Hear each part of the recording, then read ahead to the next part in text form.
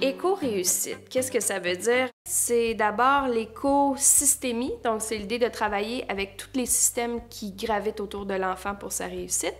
Puis c'est la finalité aussi, la réussite, éco-réussite.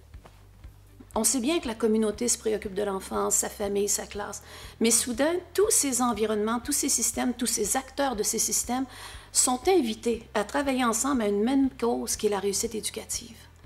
La Bibliomobile, c'est un service de bibliothèque mobile à domicile et en service de garde. On a une intervenante qui va à domicile ou en service de garde pour prêter des livres, donner des outils aux parents et aussi faire une animation d'histoire interactive. Pour vous introduire la lecture partagée, le premier but, c'était de faire entrer les petits à l'école pour que quand ils vont arriver à l'âge scolaire, qu'ils aient déjà rentré dans un milieu scolaire.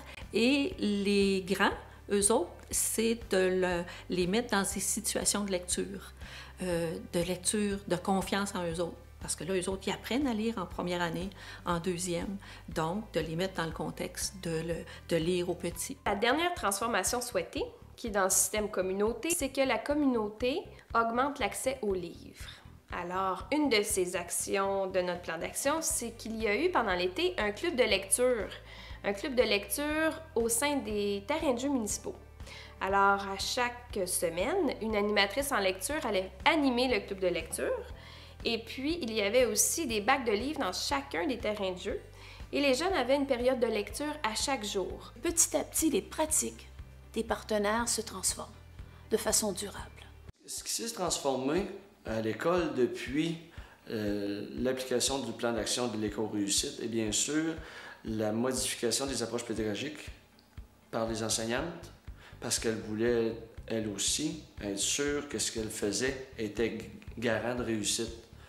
Un autre aspect qui a changé, c'est la vision des parents. Parce que l'école est maintenant ouverte, les portes sont ouvertes. Et puis, même les parents ont pu parfaire leurs compétences par Léa, lecture et écriture à la maison, qui se réalisait le samedi matin à l'école. Tout d'abord, le premier effet que j'ai remarqué, c'est l'intérêt pour la lecture.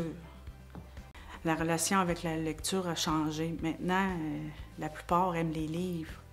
Dès le départ, en 2008-2009, lorsqu'on a commencé à s'interroger et à dresser un premier plan de réussite, nous avions environ 50% de réussite en français, lecture, écriture et langage oral des élèves de 4e année.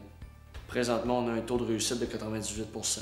Le taux de réussite est dû bel et bien à l'apport que tous les partenaires ont pu apporter à la réussite éducative des enfants.